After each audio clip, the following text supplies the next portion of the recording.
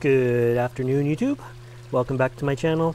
Hopefully you guys can hear me. I'm right beside the pond, which is kind of a little loud sometimes. But I wanted to show you my Cypidediums before it is too late. Now there's a lot of yellow this year.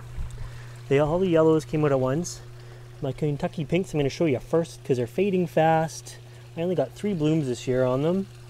But I did repot everything, so now instead of having 1 pot, I have 3 pots of them. So hopefully that had something to do with the lack of blooms, and I will get more blooms again next year now that they're freshly repotted again. The potting media, I went back to just a traditional mix of some peat moss, some pool filter sand, which I believe is just a quartz sand, it's inert, and perlite. Light fluffy mix. Turfus is gone, didn't like it, too heavy, so we're ditching that for now. My Tillman, which is one of my favorites, came up with 3 shoots instead of just 1, but it didn't bloom, so that's kind of sad too. But with that said, the ones that didn't bloom, let's move on to the ones that did bloom. This one here is my newest hybrid. I got it 2 years ago, and where is it here? It kind of came generic from the store. Oops. Have a look, it's big. It's really big and thick. So there's the tag for it. And then this is my species pubescens. It's the deepest yellow out of all of them, but it's not the deepest brown out of all of them.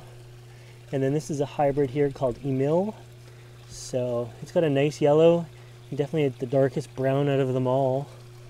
But yeah, they're doing pretty good. I started watering them again when they just started getting their green leaves on them. And now that they're all out in full sort of flush, I do keep them damp, quite damp.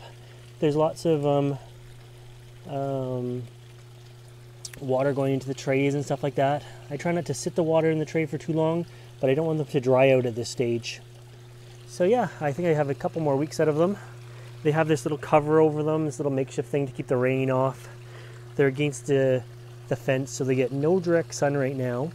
Although earlier in the spring, I moved them around, and earlier in the spring they were where they could get some nice springtime sunshine to try to break dormancy on them. I'll put this guy back under. There. But yeah, I just love them. This time of year, I always try to like hunt down one more to buy. So far, I haven't been able to find any though. But yeah, what else can I tell you about these guys? Pretty soon the flowers are going to drop just like this. And then they're going to start already going into their summer dormancy. These guys, it's a short-lived flush of green, and then yeah, they just literally start to turn brown slowly. And as they start to turn brown, they will get less and less water because they're not needing it anymore. Until by late summer, they're basically brown. And you never want to like pull them out when they're brown. You just want to leave them and let them sort of die back naturally. And then I just slowly start reducing the water. So instead of it being you know, a nice moist, just a semi-moist, and I keep them in the shade to shade them from the August sun. And then as it goes further into October, they get very little water at all again until the spring. You just kind of keep them from being like totally parched. It's all to do with how much leaf they have. They transpire out the leaves. So the bigger the leaf, the more in bloom it is, or the green is out in flush, the more they're going to be transpiring and going through the water. As the leaves turn brown, they use less and less. That's the same in the spring before they get growing too. They take very little water in the springtime when there's no leaves out. So this is the time of year they take the most. And if you water them too much when the leaves have already gone brown or there are no leaves, that's when you're going to rot them, because they continue to soak up water no matter what. The rhizomes or roots down there, they continue to soak it up. So if they're continuing to soak it up and there's nowhere for it to export to transpire out of, I think that's the right word. But anyways, if there's nowhere for it to transpire out of, they're going to rot down there, even though you're giving them minimum water. So you never want to sit them in trays, especially when they're not in full leaf like this.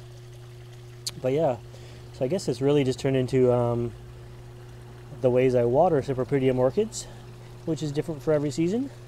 But anyways, I hope you liked this video, and if you want to see more videos like this, make sure you subscribe to my channel.